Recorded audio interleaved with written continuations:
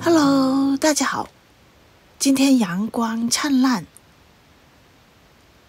对于这一颗石斛兰，我忍了几个月，看看它的花还在开。去年12月份从兰桂坊买回来的时候，它已经是带花的，每一个枝干都开花。现在开花的是最后的一串花。为什么我说忍无可忍呢？买回来的时候是12月7号从兰桂坊买回来的。收到这一颗石斛兰的时候，你看看它的根，好多根都长在外面，而且都差不多完全干死了。盆掂起来也是非常轻的，估计里面也没有什么植料了。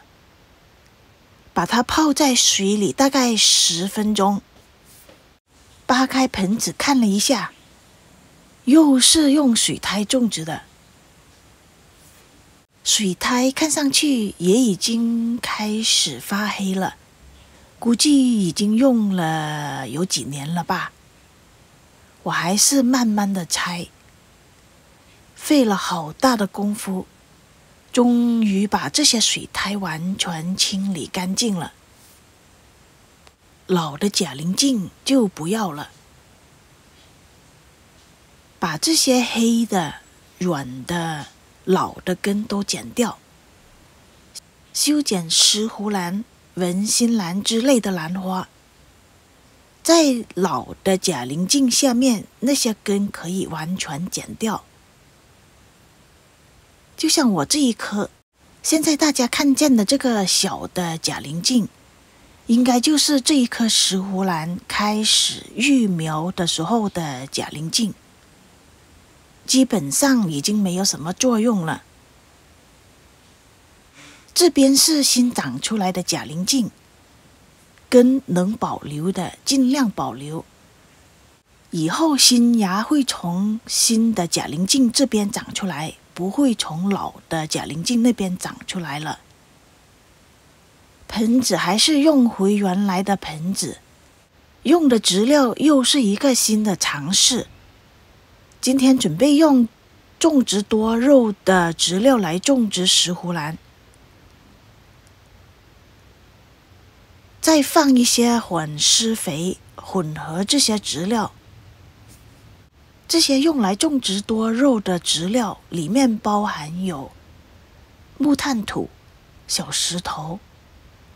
我还在这个基础上再加了火山岩跟浮石。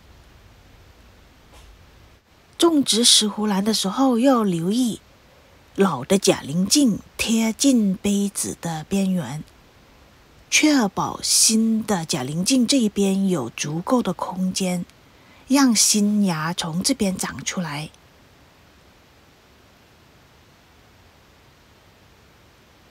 石斛兰喜欢用小盆种植，盆子越小，它的根就缠在一起，长得会更好一些。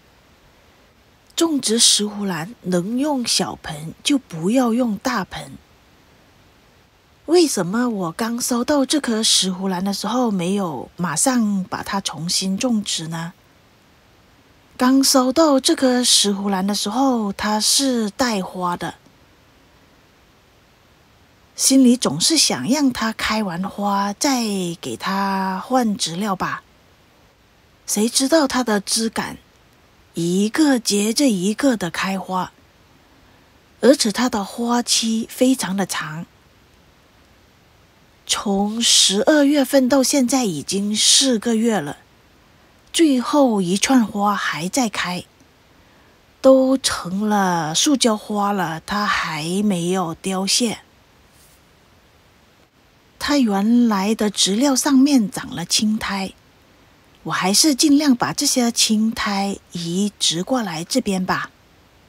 青苔可以保持里面的植料的水分长久一些，而且看上去也比较美观。最近我还在另外养这些青苔，下个视频跟大家分享一下我养那些青苔吧。